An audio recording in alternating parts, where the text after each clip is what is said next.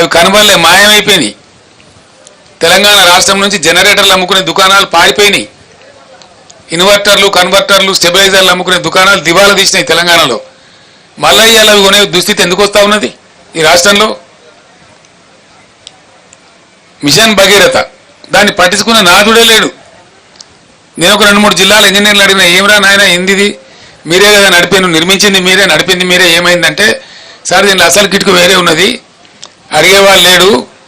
అప్పుడు మీ ఆఫీసులేమో స్మితా సబర్వాల్ గారు సెక్రటరీ గారు సపరేట్గా ఉండ్రి, దీని మీద ఎవ్రీ డే దీని మీద మానిటరింగ్ ఉంటుండే. ఎక్కడైనా కూడా గద్దలాగా వచ్చి వాలి అందరు ఇంజనీర్లను తీసుకొచ్చి టాప్ టు బాటం కూర్చోబెట్టి సమీక్ష చేస్తూ ఉండే, బ్రహ్మాండంగా జరుగుతూ ఉండే. ఒక చిన్న పైప్ ముక్క పోతే కూడా తెల్లారి లోపల వేసేవాళ్ళు. ఇవాళ 15 రోజులు కూడా పడుచుకునే వాళ్ళు లేడు, అజమాయిష్ కొరబడింది అని చెప్తున్నాడు వాళ్ళు. రెండవది ఏం చెప్తున్నారు, మిషన్ భగీరథ నీళ్ళు కరెక్ట్గా రావాలంటే మంచి వాల్యూమ్ ఉండకంటే మంచి హై క్వాలిటీ పవర్ 23 గంటలు కనీసం ఉండాలి, నిరంతర విద్యుత్ సరఫరా ఉండాలి. ఈ ప్రభుత్వం యొక్క తెలివి తక్కువతనం వల్ల మళ్ళీ ఇలా లక్షల మూటలు కాలుతా ఉన్నాయి తెలంగాణలో. లక్షలు, వేలు కాదు. ఒక్కొక్క రైతు మూటలు 2 సార్లు 3 సార్లు కూడా కాలుతా ఉన్నాయి. ఆరాటానికి పాపం వాళ్ళు ఏం చేస్తారు, పుట్టకొచ్చిన పని చేను, ఈంతున్న చేను ఇక వండుతుందేమో, 4 గిన్నెలు వండితే బతుకుతామేమో అని చెప్పి కొత్తగా బోర్లు వేయటం, వాగులలో చెలుమలు తీయటం, వరద కాలువలలో చెలువలు తీయటం, క్రేన్లతో పూడికలు తీయడం, మాయమైన అన్ని మళ్ళీ ప్రత్యక్షమైనాయండి 100 రోజులకే. మాయమైన ట్యాంకర్లు ప్రత్యక్షమైనవి, మాయమైన బిందెల మూత ప్రత్యక్షమైంది, మాయమైన మంచినీళ్ళ కొరత ప్రత్యక్షమైంది, మాయమైన కరెంటు కొరత ప్రత్యక్షమైంది, మాయమైనటువంటి క్రేన్లు ప్రత్యక్షమవుతున్నాయి పూడికలు తీయడానికి, మాయమైన బోరుబావులు మళ్ళీ హోరెత్తుకుంటూ తిరుగుతూ ఉన్నాయి. ఇంత రూపంలేనా? జర్ర కేసీఆర్ గల్మ దాటంగానే కట్కేసినట్టే బంద్ అవుతాయా? అంటే ఏమన్నట్టు, ఎందుకు జరుగుతున్నట్టు పరిణామాలు? నేను జోక్గా చెప్తానండి, దయచేసి ఇది సమాజం యొక్క విషయం, ప్రజల యొక్క విషయం. ఇంకా 3 నెలలు గడవాలా, జూన్ చివరికి పోతే తప్ప మళ్ళీ ఈ ఊటలు రావు. అది భగవంతుడు మన నుంచి మంచి వర్షాలు కురిస్తే ఏ జూలై 15కో 20కో మనకు మళ్ళీ ఊటలు వస్తాయి. వర్షాలు భారీగా కురిస్తే అప్పుడు భూగర్భం మళ్ళా జలంతో నిండితే అప్పుడు వస్తాయి. దాదాపు ఇంకో 3 నెలలు 3.5 నెలలు ఇంకా ఎంత భయంకరమైతుంది పరిస్థితి. దానికోసం మాట్లాడవలసి వస్తూ ఉంది. నేను బాధతో మాట్లాడుతున్నా, దుఃఖంతో మాట్లాడుతూ ఉన్నా. అద్భుతమైన మంచినీళ్ళ సదుపాయం ఉన్న తెలంగాణ నా కళ్ళ ముందే 100 రోజులలో ఇంత నాశనం అవుతుంది.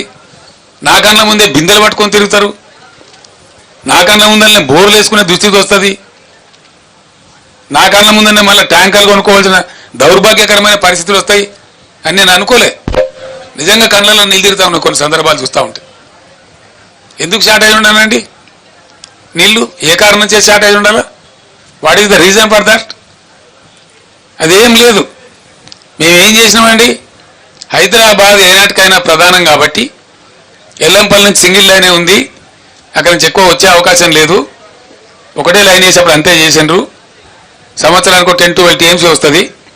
కృష్ణ నుంచే ఫేజ్ ఉందని చెప్పి సాగర్లో డెడ్ స్టోరేజ్ ఉంటుందని, 100 TMCల పైచిలకు డెడ్ స్టోరేజ్ ఉంటుందని, పాత అక్కంపల్లి మీదనే ఆధారపడకుండా 1450 కోట్లతో మేము సుంకిశాల ప్రాజెక్ట్ కూడా మంజూరు చేసినాం. అది కూడా ఆల్మోస్ట్ దగ్గర పడ్డది. 70-75% పనులు అయిపోయినాయి మా ప్రభుత్వం పోయేనాటికే. నేను మొన్న కాంట్రాక్టర్ని అడిగిన, ఏమరా ఎంతవరకు వచ్చింది పని అని అడిగితే, సార్ ఈ గవర్నమెంట్ చేయమని చెప్తే మేము 2 నెలలు 3 నెలలు చేసి అందిస్తాం సార్ అని చెప్తున్నారు వాళ్ళు.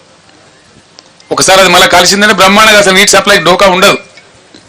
సాగర్లో పూర్తి స్థాయి నీటి మట్టం వాడుకునేటువంటి పరిస్థితి ఉంటుంది, 100 TMCలు ఉంటుంది. కాబట్టి ఇవి ఏం చేయకుండా, ఇవి ఏం పట్టించుకోకుండా, దీని మీద సమీక్షలు లేకుండా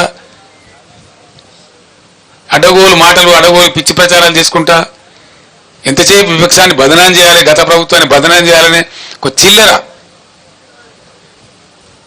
చాలా చీప్ టాక్టిక్స్ తప్ప ఏం కనపడతలేదు. మేము ఆనాడు ఒక పద్ధతి మార్చేసిన, నేను ముఖ్యమంత్రి ఉండే టైంలో భయంకరమైన రాళ్లవానం వచ్చి ఖమ్మం జిల్లాలో అనేక జిల్లాలలో పంట నష్టం జరిగింది. మహబూబాబాద్ జిల్లాలో, ఖమ్మం జిల్లాలో, చాలా జిల్లాలలో నేనే స్వయంగా పోయి పరిశీలన చేసాను ఏంది ఎంతవరకు జరిగిందని చెప్పి. నిజంగానే ఘోరంగా దెబ్బతిన్నది, 100% పంట పోయింది. కానీ పంట నష్టం ఇచ్చే పరిస్థితి ఏంది? ఆ రోజు వరకు కూడా కేంద్ర ప్రభుత్వాన్ని నివేదిక పెట్టాలి, ఆ తోకగాలు రావాలి 3 నెలలకు, వాడు వచ్చే వరకు ఏమి ఉండదు, వాడు ఉల్టా రిపోర్ట్ రాయాలి, వాడేమి ఇయ్యాడు, వీడు తీసుకోడు, రైతుకు అందదు. దాంతో నేనే నిర్ణయించి రైతులు బలపడుతున్నారు కాబట్టి తెలంగాణ రాష్ట్రంలో మంచిగా అవుతున్నారు కాబట్టి మళ్ళా వాళ్ళ పరిస్థితి దిగజారద్దని చరిత్రలో ఎప్పుడు లేని విధంగా ఎకరానికి 10,000 రూపీస్ ఇచ్చిన నేను, ఇన్స్టెంట్ శాంక్షన్. అంత వెరీ డే ఆ పొలంలో నిల్చుండే అనౌన్స్ చేసి 5-6 రోజుల లోపల వాళ్ళకి నష్టపరిహారం అందజేసినాం. ఇది తుంగతుర్తికి 6 కోట్లు ఇచ్చినాం. మొత్తం దాదాపు 149 కోట్ల రూపాయలని పంపిణీ చేసినాం ఇమీడియట్గా రైతులకు. అదే విధంగా 149 crores ఇచ్చినాం. రెండో విడత 3 అంటే సుమారు ఒక 500 కోట్ల రూపాయలను పంచినాం రైతులకు మేము. ఇవాళ లేదండి, రాలవని వాడిది అడిగే దిక్కు లేదు.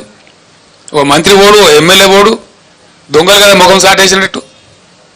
ముఖ్యమంత్రికి అయితే పట్టేలేదు, ఢిల్లీ యాత్రలే సరిపోతాయి. ఏది మరి నాకు అర్థం కాదు. ఎమ్మెల్యేలు ఓరు, ఎంపీలు ఓరు, మంత్రులు ఓరు, అధికారుల బృందాలు పంపించారు. మేము ఒక్కటే మాట చెప్తాను, ఇవాళ ఏది ఏమైనా సరే రణరంగం అయినా సరే ఈ ప్రభుత్వాన్ని మెడలు వంచుతాం, వదిలిపెట్టాం ఎట్టి పరిస్థితులలో, ఎట్ ఎనీ కాస్ట్. మేమన్నాడు 10,000 రూపాయలు, ప్రపంచంలోనే ఇవ్వాలి 10,000 రూపాయలు, 2,000 చేదో ఇచ్చి చిల్లర చేతులు దులుపుకునేది. మేము 10,000 రూపాయలు ఇన్స్టెంట్గా ప్రకటించి 500 కోట్లు సుమారు పంచినాం. 450-460 కోట్లు పంచినాం. ఇలా అతి లేదు గతి లేదు. సుమారు 1,00,000 ఎకరాలలో పంటలు పోయినాయి, రాళ్లవానలు పడి, అకాల వర్షాలు పడి, కొన్ని హోరు గాలికి దెబ్బతిన్నాయి, వర్షాలు గుర్సి దెబ్బతిన్నాయి, కొన్ని రాళ్లవానకి దెబ్బతిన్నాయి. దానికి దిక్కు లేదు, దాని గురించి మాట్లాడడం లేడు. ఇవాళ ఉన్న మంత్రి, ముఖ్యమంత్రి, ఉప ముఖ్యమంత్రి వీళ్ళంతా ఏం మాట్లాడారండి? అసలు వాళ్ళ ముఖాలకైనా ఇయ్యలే. వాళ్ళు దిగిపోయిన నాడు కూడా 470 కోట్లు బకాయిలు పెట్టిపోతే మేము ఇచ్చినాం ఇన్పుట్ సబ్సిడీ. బీఆర్ఎస్ గవర్నమెంట్లో ఇచ్చినాం. వాళ్ళు ఎగబెట్టిపోతే 2014లో ఎగబెట్టిపోతే 2-3 ఏళ్ళ నుంచి ఉన్న బకాయిలు పెండింగ్ పెట్టిపోతే మేము క్లియర్ చేసినాం అవి క్యాబినెట్లో తీర్మానం చేసి. ఈరోజు మేము ఏం పెట్టలే, బకాయిలు లేవు. ఇలా జరిగింది. మేమన్నా 10,000 ఇప్పుడు చరిత్రలో ఇయ్యని 10,000 50 ఏళ్ళ కాంగ్రెస్ పరిపాలనలో ఎన్నడూ తెలుగుదేశం పరిపాలనలో ఎవడు ఇయ్యని 10,000 రూపాయలు మేము ఇస్తే దాన్ని కూడా ఎకసక్కం చేసి మాట్లాడినారు, ఘోరంగా మాట్లాడినారు. ఏ మూల సరిపోద్దండి 10,000, 20,000 రూపాయలు ఇవ్వాలి అని మాట్లాడినారు. మరి ఇలా ఏడ వండుకున్నారు? తలకాయ ఎక్కడ పెట్టుకున్నారు? ఏం చేస్తున్నారు? గుడ్డిగురాల పనులు తోముతున్నారా? వీళ్ళు రైతులు గారా? వీళ్ళు ప్రజలు గారా? పట్టింపు లేదా?